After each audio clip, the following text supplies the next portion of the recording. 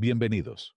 Acompáñame a revivir cómo fueron los últimos días de aquellas estrellas que iluminaron la pantalla del cine mexicano. Comencemos. Los últimos días de Fernando Luján transcurrieron entre la lucidez serena y la fragilidad de un cuerpo agotado por la enfermedad pulmonar que arrastraba desde hacía años. A inicios de enero de 2019, sufrió una crisis respiratoria que obligó a internarlo de urgencia. Aún así, fiel a su carácter y a su deseo de estar en paz, decidió volver a su casa en Puerto Escondido para despedirse de la vida mirando el mar que tanto amaba.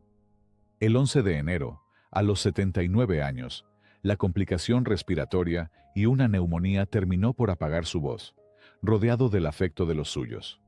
Los últimos días de Carlos López Moctezuma transcurrieron en silencio, lejos del ajetreo capitalino que lo había visto crecer como uno de los villanos de lujo del cine mexicano. Las úlceras que lo aquejaban desde hacía tiempo y un enfisema pulmonar que le robaba el aliento volvieron inviable su estancia en Coyoacán. Por eso, eligió Aguascalientes, buscando un clima más amable y una atmósfera serena para enfrentar el deterioro con dignidad.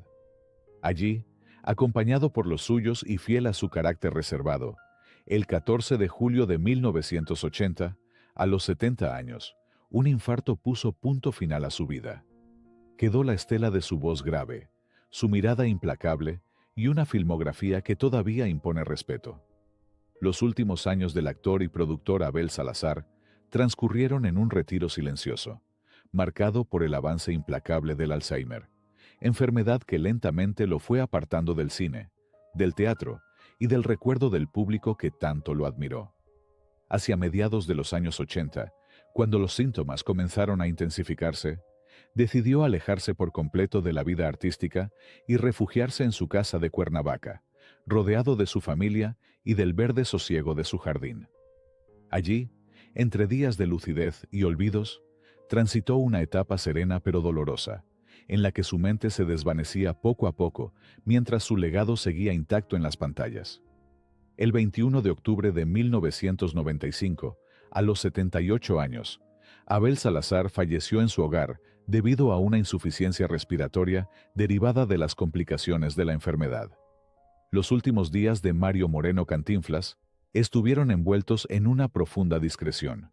Desde hacía años, arrastraba una adicción severa al tabaco, fumando hasta 2 cajetillas diarias, un hábito que, con el tiempo, terminó cobrándole factura en forma de un cáncer de pulmón, diagnosticado apenas semanas antes de su fallecimiento. Su salud comenzó a deteriorarse de manera visible. La tos se hizo persistente, la respiración se volvió trabajosa y la pérdida de peso delataba la gravedad de su condición. Sin embargo, fiel a su naturaleza reservada, decidió mantener en secreto su enfermedad y enfrentarla en la intimidad de su hogar en la Ciudad de México, acompañado solo por sus seres más cercanos. En sus últimos días, ya postrado en cama, aprovechó para dejar en orden sus asuntos personales y definir los detalles de su herencia, quizá presintiendo que el final estaba cerca. Aquel 20 de abril de 1993, a los 81 años, su corazón no resistió más. Un infarto fulminante, consecuencia directa del cáncer que lo aquejaba, puso fin a su vida. La noticia de su muerte sacudió a México y a toda Hispanoamérica. Miles de admiradores se congregaron en las calles para despedirlo. Los últimos meses de Marga López fueron una montaña rusa de resistencia y fragilidad. En 2004, tras toda una vida de trabajo y cigarrillos, decidió dejar el tabaco. Era un gesto de cuidado tardío, pero sincero. Aún así, su salud ya cargaba demasiadas batallas. En abril de 2005, mientras se realizaba un chequeo en el hospital, sufrió un infarto que obligó a redoblar precauciones. Hubo días buenos y regresos breves a casa, pero también recaídas. Un mes antes de su partida, volvió a ser hospitalizada. Logró estabilizarse y regresar con los suyos, hasta que 2 semanas más tarde, su cuerpo pidió de nuevo auxilio. El 4 de julio de 2005, a los 81 años, la arritmia cardíaca, una insuficiencia renal aguda y complicaciones respiratorias ligadas al enfisema cerraron su historia. En sus últimos rodajes, Libertad Lamarque comenzó a quejarse de un dolor intenso en la espalda que, según el diagnóstico médico, era el inicio de una neumonía. Con el paso de las semanas, el cuadro se complicó. El 12 de diciembre de 2000, a los 92 años, falleció a causa de esa enfermedad. En 2001, la salud de Rodolfo de Anda se agravó por la diabetes y la hipertensión. Los médicos le advirtieron que era necesario amputarle una pierna, pero él se negó rotundamente diciendo: «Quiero irme completo». Aquella decisión aceleró su deterioro. Su cuerpo perdió la capacidad de sanar y las infecciones se multiplicaron. Para 2008, ya no podía caminar y dependía del cuidado de terceros. A finales de 2009, empezó a sufrir desmayos y constantes ingresos hospitalarios. El 1 de febrero de 2010, falleció a los 68 años, víctima de insuficiencia renal, complicaciones de diabetes. Una figura inolvidable del cine mexicano que brilló intensamente, aunque su luz se consumió antes de tiempo. Los últimos días de Ernesto Alonso transcurrieron con la sobriedad y el control que siempre imprimió a su obra. Tras una hospitalización por complicaciones respiratorias, pidió volver a su casa de la colonia Polanco para despedirse en paz. Sabía que la neumonía, consecuencia de un enfisema pulmonar agravado por años de tabaco, avanzaba lentamente, contenida solo por su enorme deseo de vivir. El 7 de agosto de 2007, a los 90 años, se apagó rodeado por su familia y sus afectos más cercanos. Horas antes, solicitó la presencia de un sacerdote y pidió a amigos y parientes que le regalaran unas palabras de despedida, como si quisiera dirigir, también, la escena final de su vida. Dejó en el tintero varios proyectos que hablaban de su ambición creativa y su curiosidad histórica. Los últimos días de Joaquín Cordero transcurrieron bajo la sombra del duelo y el cansancio del cuerpo, pero también arropados por el cariño de su familia. La muerte de su esposa, Alma Guzmán, en julio de 2012, después de 62 años de matrimonio, lo sumió en la soledad. A inicios de 2013, su salud empezó a dar señales de alarma. En enero, fue hospitalizado por una neumonía y, ya en febrero, sufrió una embolia cerebral. Logró recuperarse de ambos episodios y volvió a casa, determinado a pasar ahí, en su propio espacio, el tiempo que quedara. La madrugada del 19 de febrero de 2013, a los 89 años, su ser se apagó mientras dormía. Los últimos días de Germán Valdés Tintán. Su salud comenzó a deteriorarse gravemente tras una hepatitis que derivó en cirrosis hepática y finalmente en cáncer de páncreas. Durante sus últimos meses, los dolores se agudizaron, por lo que su hermana, Guadalupe la Nena Valdés, reveló que se le aplicaban hasta 5 ampolletas diarias de fuerte analgésico para aliviar su sufrimiento. El comediante nunca supo que padecía cáncer. Su esposa, Rosalía Julián, y su familia decidieron ocultarle el diagnóstico, pues los médicos ya lo habían desahuciado 8 meses antes. Tras permanecer 18 días internado en la clínica de la Anda, cayó en coma hepático y falleció el 29 de junio de 1973, a los 57 años. Los últimos días de Lola Beltrán estuvieron llenos de fragilidad física, pero también de la misma grandeza y dignidad que la acompañaron en cada escenario. Su salud se había visto comprometida tras un infarto agudo que detuvo su corazón durante 7 minutos, del cual logró recuperarse milagrosamente. En entrevistas posteriores, con la serenidad que la caracterizaba, agradeció a la vida por concederle un tiempito más, sin imaginar que el destino le tenía contados los días. Apenas semanas después, el 24 de marzo de 1996, falleció en el Hospital Ángeles de la Ciudad de México a causa de un tromboembolismo pulmonar, 15 días después de cumplir 64 años.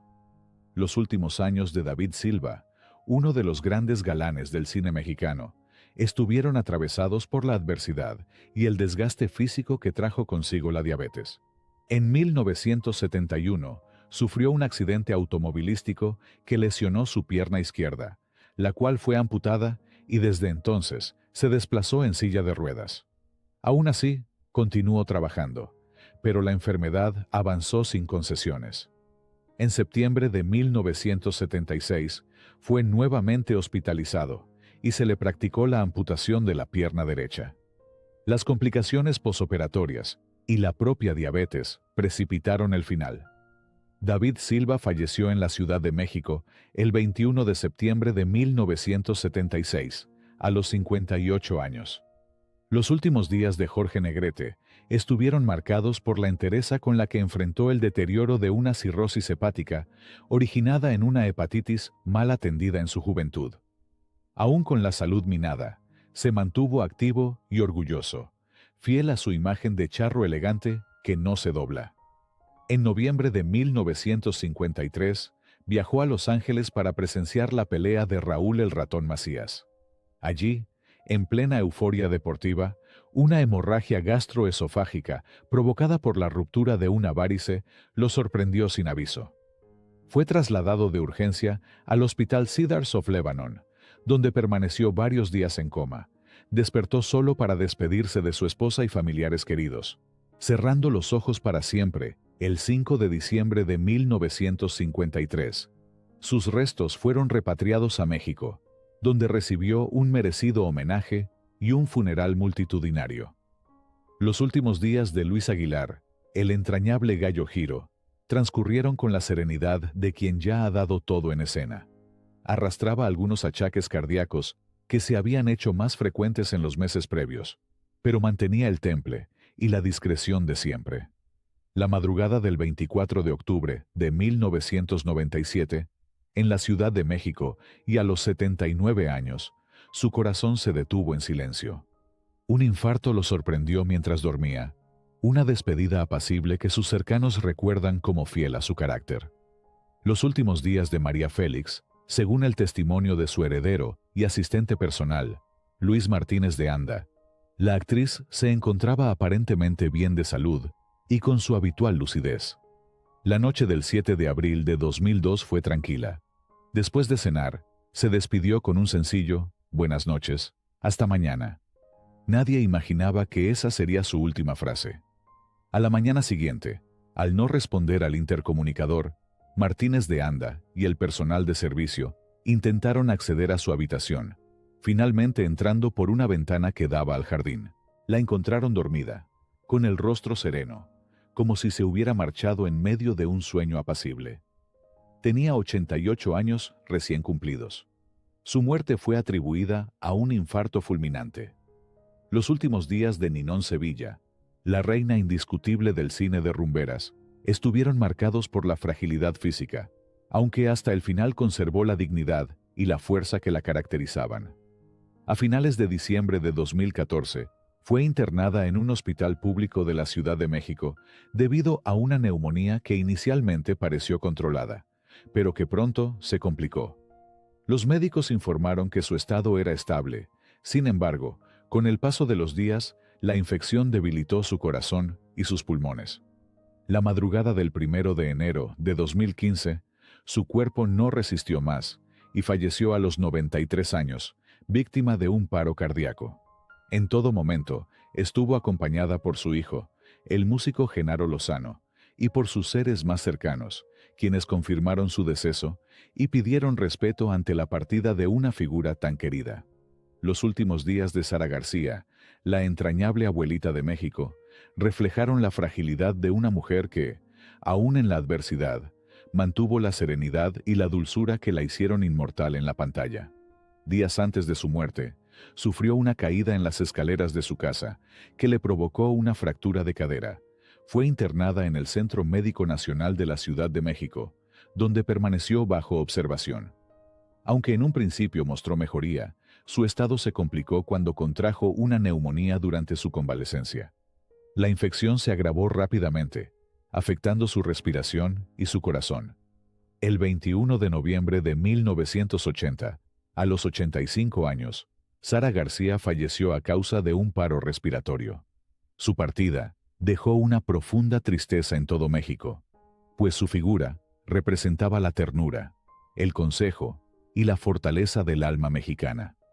Fue sepultada en el Panteón Español de la Ciudad de México, junto a su hija Fernanda, a quien había perdido años atrás y cuyo recuerdo la acompañó hasta el final. Los últimos años de Arturo de Córdoba, uno de los galanes más admirados y de voz más inconfundible del cine mexicano, estuvieron marcados por el contraste entre su grandeza artística y el progresivo deterioro de su salud.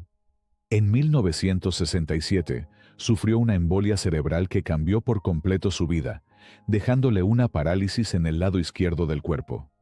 A partir de ese momento, su energía, antes desbordante, se vio limitada, aunque su espíritu artístico se mantuvo intacto.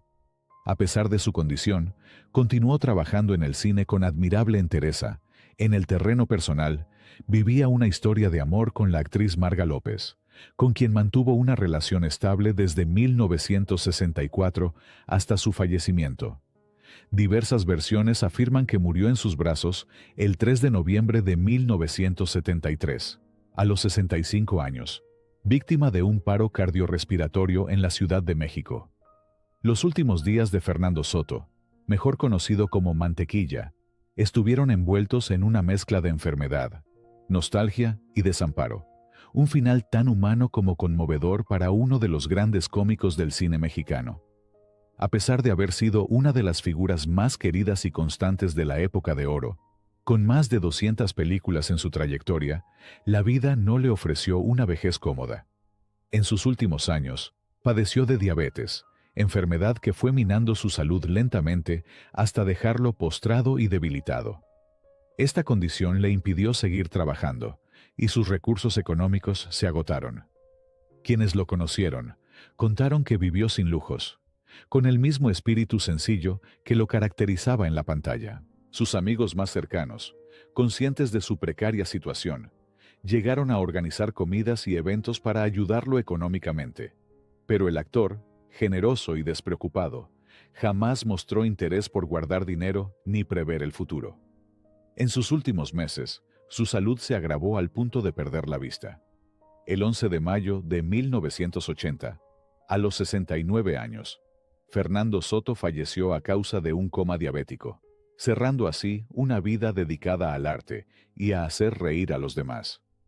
Los últimos días de Adalberto Martínez, a los 87 años, el legendario comediante enfrentó un deterioro físico causado por años de tabaquismo, un hábito que él mismo reconocía con humildad como el principal responsable de sus males respiratorios. El 1 de abril de 2003 fue ingresado de urgencia en un hospital de la Ciudad de México por una bronquitis. A pesar de los esfuerzos médicos, su organismo ya no resistía más.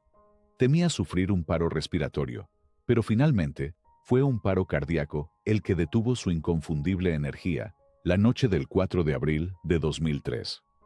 Horas antes de morir, tuvo la oportunidad de despedirse de su esposa, Josefina Flores, y de su hijo Jonathan, quienes lo acompañaron hasta el último instante.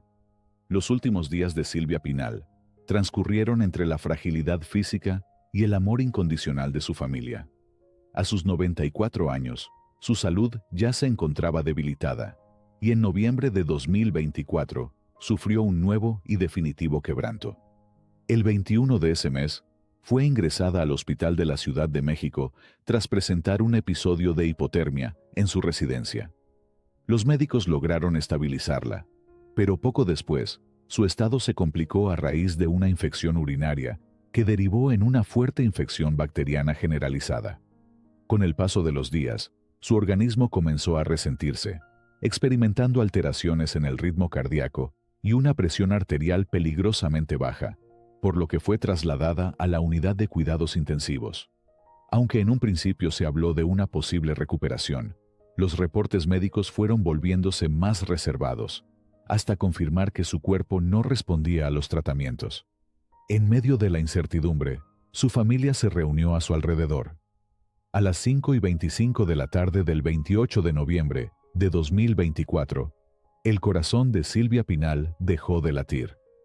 Alejandra Guzmán confirmó su fallecimiento declarando que su madre se fue en paz, rodeada de amor y de su gente. Los últimos años de la vida de Dolores del Río, la eterna musa del cine mexicano y una de las primeras estrellas latinoamericanas en triunfar en Hollywood, Su salud comenzó a resentirse desde finales de la década de 1960, cuando empezó a padecer artritis, lo que limitó su movilidad y le ocasionó dolores constantes. Sin embargo, fiel a su carácter disciplinado y perfeccionista, Dolores nunca permitió que el sufrimiento físico opacara su porte ni su amor por la actuación. En 1978, su situación se complicó al serle diagnosticada osteomielitis, una infección en los huesos que agravó su condición general.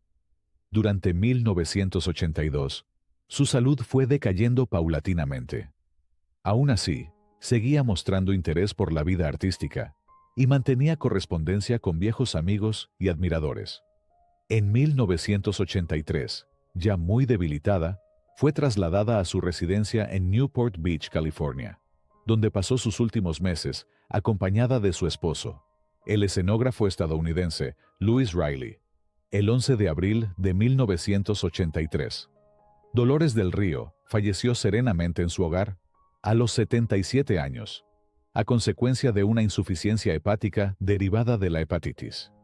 Irónicamente, el mismo día de su muerte, había recibido una invitación para asistir a la próxima ceremonia de los premios Oscar, donde sería homenajeada por su trayectoria internacional. Gracias por llegar hasta el final. Cuéntame en los comentarios si te gustaría una segunda parte. Nos vemos en el próximo video.